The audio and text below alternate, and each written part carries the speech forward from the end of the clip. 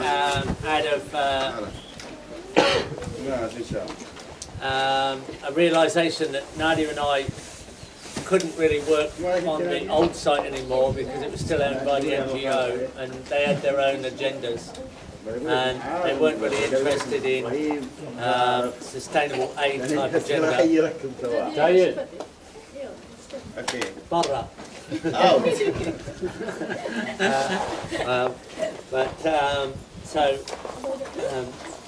We knew that the result that we got there was something that if we could extend it for long enough with an educational facility, the demonstration was fine,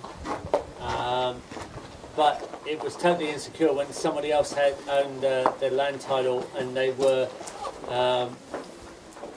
not necessarily on side because their agenda is mainly to, like most large aid organisations, just to fish for funding. And you know, they don't want to stop that process. So that's what we want to do, and we kind of gave up on our attachment to it. And since then, it's been offered back to us 2 or 3 times, but every time we tried to take up the offer, it hasn't really worked out on a real deal. It was just, you know, they wanted us to go back and manage the place. But then the conditions were very much in their favour and not in our favour, and didn't have any decent sort of length to the contract. So we continued on our plan that what we needed to do was actually somehow get a non-profit organisation set up as the Jordan Valley Permaculture Institute or Permaculture Research Institute Jordan, and try and get the funds to buy a piece of land, and then we'd own it as a charity, and it would never be sold, it would never have a changed agenda, and it would be a demonstration site, education centre continuously.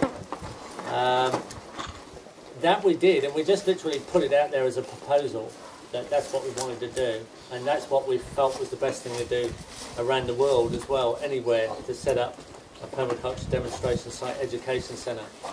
And since we sort of started that process, more and more people want to work with us on it.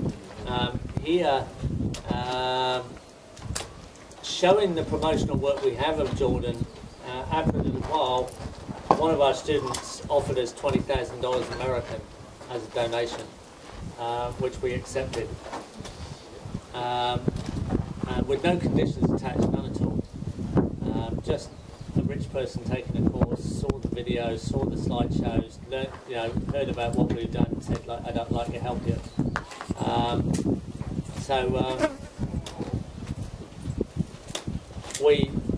With that money, the first thing we need to do is try and find land to purchase, and land's not cheap here. And it took quite a long time negotiating quite a few blocks of land around the village. We realised that pulling it out there where Grin in the Desert is, which is right out the back there, and where some of these tall trees right on the horizon, you'd almost see it here on a clear day. Doesn't really show the local people what they can do. It's only sort of agricultural. Nobody really lives out there much. The mass population, and particularly the poor people, live here in the villages. The rich people live up on the hills now with a view. Richer people, they just come here at weekends or in the winter. There are 1 or 2 places getting out in the valley now. It's changed a bit in the last few years. Anyway, we eventually found this block of land that we could purchase, and with the remaining money, we couldn't use all the money, we had to also set up the charitable organisation, the registration of that, and we had to try and get some of the services because there is no water on this site and there's no groundwater yet. On the Grin in the Desert site, once we proved what we could do, they allowed us to put a bore down and get well water. Up until then, we're buying water off the neighbours. Here, you can connect to the mains water, but it only comes on for 2 hours a week, more or less, something like that, 2 to 3 hours if you like. So that is how we ended up here.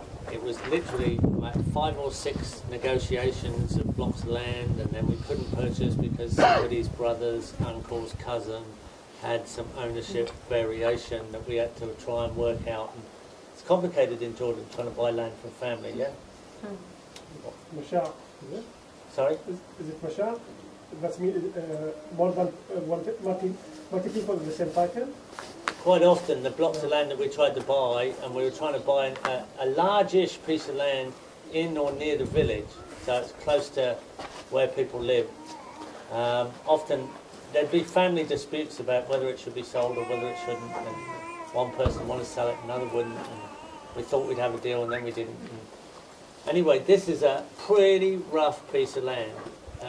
It's not flat, it's just about not too steep. It's definitely not good quality. It more or less was just like the land across the road. It had an enormous amount of rocks, mostly. And it had this tiny little building on it, which you'll see these little buildings dotted around this landscape. See these tiny buildings? They're a claim on land. Because people get, land is free to Jordanians once they get to a certain age, or when they get married. Is it government land you mean? Yeah. Normally, you have to use the land for 10 years or something like this.